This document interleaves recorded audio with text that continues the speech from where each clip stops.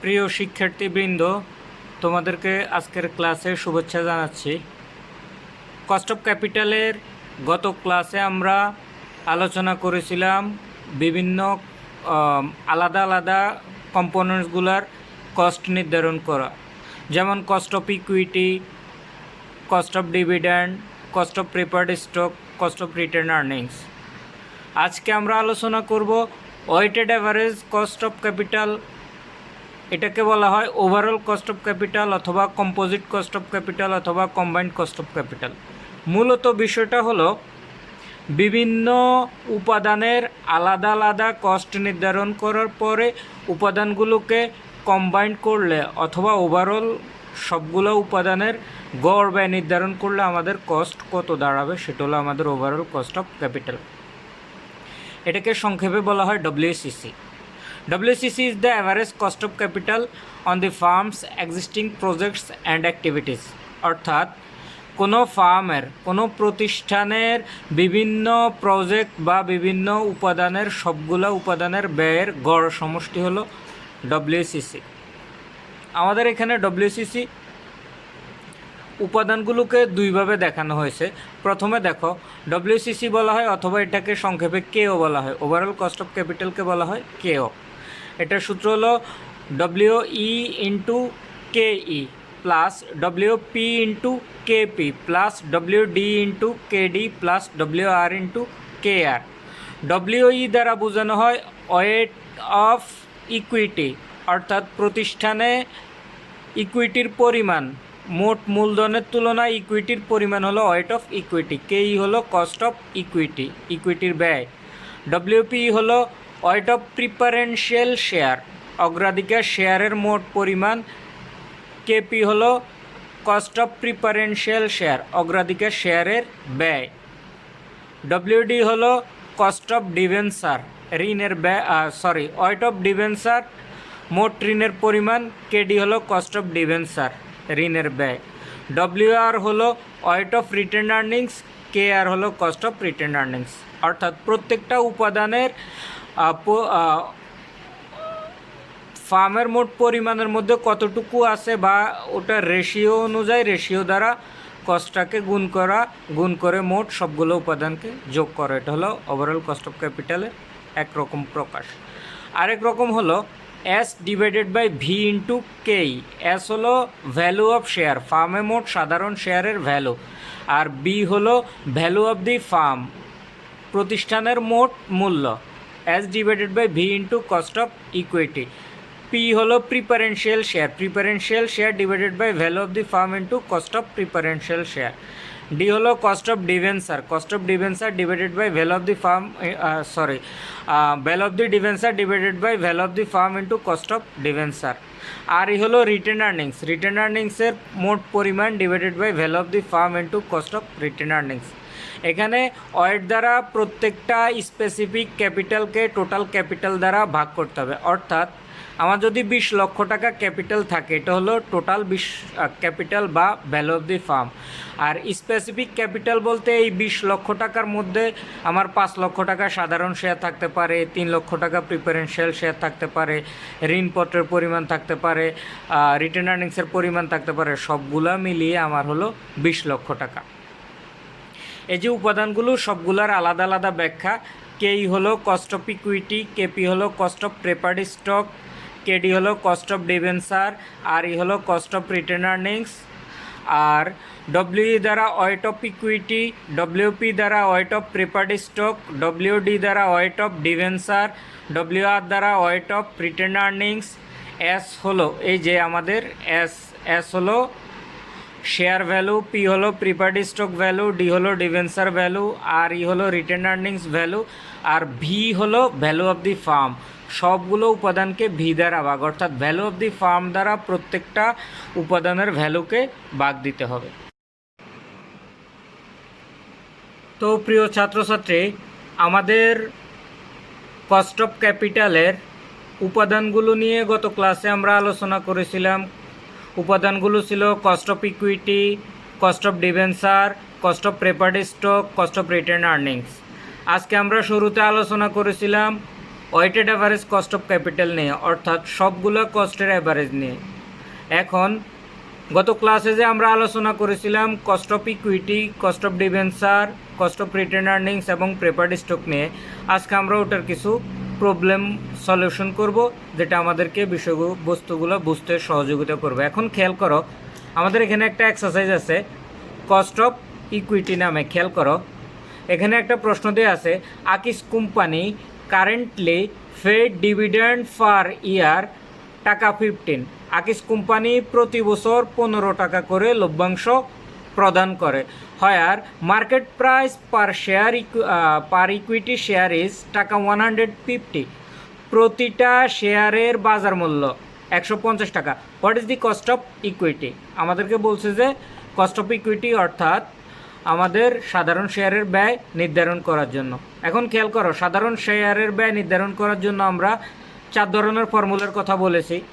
1 নম্বরে ordinary dividend অথবা historical dividend rate, তারপরে ডিভিডেন্ড গ্রোথ মডেল, তারপরে ক্যাপিটাল অ্যাসেটস প্রাইসিং মডেল, তারপরে ইস্যুয়েন্স অফ নিউ শেয়ার।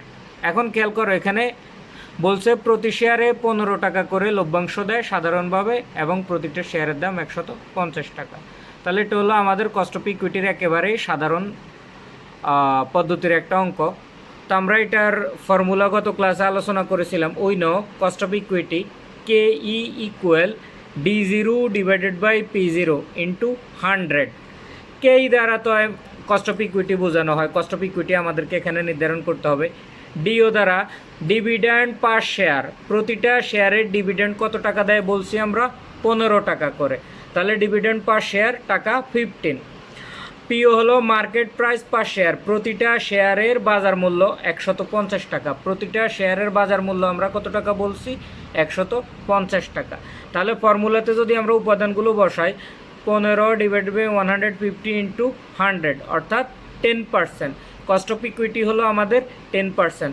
অর্থাৎ আমাদের যদি প্রতিটা শেয়ার প্রতি ডিভিডেন্ড পরিশোধ করে 15 টাকা এবং প্রতিটা শেয়ারের বাজার মূল্য 150 টাকা হয়, তাহলে আমাদের কস্ট অফ ইকুইটি আসবে 10%। এবার খেয়াল করো, আমাদের 2 নম্বর প্রশ্ন ছিল ইকুইটি গ্রোথ মডেল, অথবা এটাকে ডিভিডেন্ড গ্রোথ মডেল বলা হয়, লভ্যাংশ প্রবৃদ্ধি পদ্ধতি। প্রশ্নটা দেখো, the current market price of a share of X company টাকা 120। X কোম্পানির প্রতিটা শেয়ারের বর্তমান বাজার মূল্য 120 টাকা। And the expected dividend per share next year is টাকা 10। অর্থাৎ এক্সপেক্টেড ডিভিডেন্ড, আমাদের এক্স কোম্পানির এক্সপেক্টেড বা প্রত্যাশিত লভ্যাংশ বছর শেষে হলো 10 টাকা।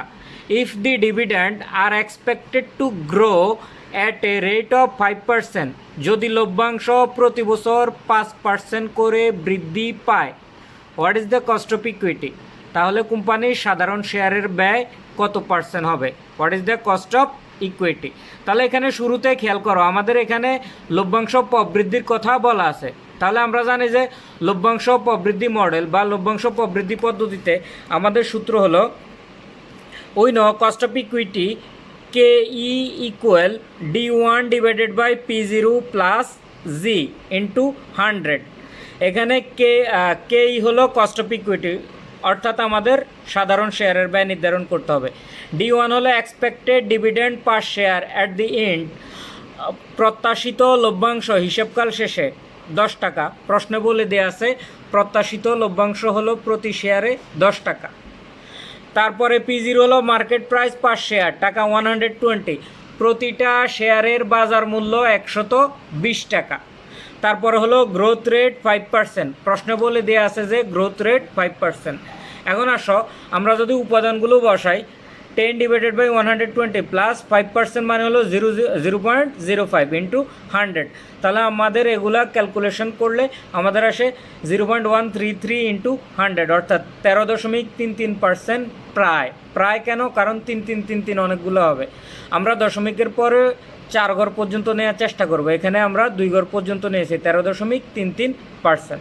তাহলে এখন দেখো দুইটা পদ্ধতির মধ্যে আমরা যদি কম্প্যারিজন করি, আমাদের প্রথমটাতে বলছে শুধু ডিভিডেন্ডের কথা, কোনো গ্রোথের কথা উল্লেখ করে না, আর দ্বিতীয়টাতে আমাদের ডিভিডেন্ডের কথা বলছে এক্সপেক্টেড, আবার গ্রোথের কথা উল্লেখ করেছে। তাহলে আমাদের প্রথমটা হলো অর্ডিনারি ডিভিডেন্ড আর হিস্টোরিক্যাল ডিভিডেন্ড মেথড, দ্বিতীয়টা হলো ডিভিডেন্ড গ্রোথ মডেল। এবার আসো আমাদের কস্ট অফ ইকুইটির এবারের পদ্ধতি হলো ক্যাপিটাল অ্যাসেটস প্রাইসিং মডেল, সংক্ষেপে আমরা বলি CAPM। এখন একটা প্রশ্ন দেখো, Fahad company risk free return 10%, Fahad কোম্পানির রিস্ক ফ্রি রিটার্ন হলো 10%, কারেন্ট মার্কেট রিটার্ন 15%, বর্তমান বাজারের হার হলো 15%, and the beta coefficient is 3, beta কোএফিসিয়েন্টের ভ্যালু হলো 3। Compute the cost of capital অথবা cost of equity, cost of equity নির্ধারণ করো।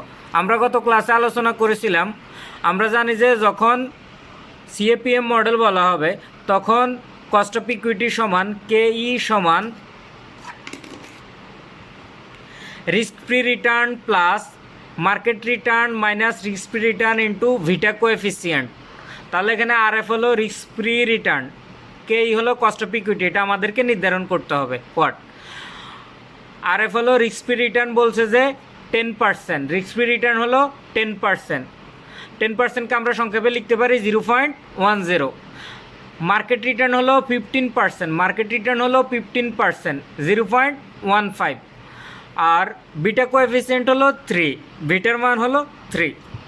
তাহলে এগুলোর ভ্যালু আমরা যদি বসাই 0.10 প্লাস মার্কেট রিটার্ন হলো 0.15 minus risk free return 0.10 into 3, এটা ভিটা কোএফিসিয়েন্ট, এটার ভ্যালু হলো 3। আবার এই দুইটা একরকম মনে হয় যেন, খেয়াল করিও, এটা হলো ভিটা কোএফিসিয়েন্ট, এটা যে কোনো ভ্যালু হইতে পারে। এখানে 3, 4 হলে 4, 5 হলে 5, 1 হলে 1, যা হবে সেটা হলো এখানে ভ্যালু বসবে।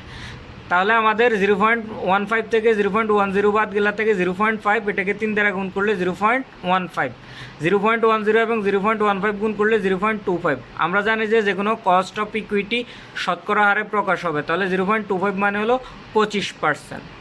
তাহলে আজকে আমাদের এখানে আমরা 3টা পদ্ধতি নিয়ে কথা বলেছি। একটা হলো cost of equity historical model, cost of equity dividend growth model, cost of equity CAPM capital assets pricing model. এই 3টা প্রবলেম তোমরা বাসায় ট্রাই করবে। এর পরবর্তীতে ইনশাল্লাহ আমাদের পরবর্তী ক্লাসে আরও বিস্তারিত আলাপ হবে। আজ এই পর্যন্ত থাকুক, সবাই ভালো থেকো, সুস্থ থেকো, আল্লাহ হাফেজ।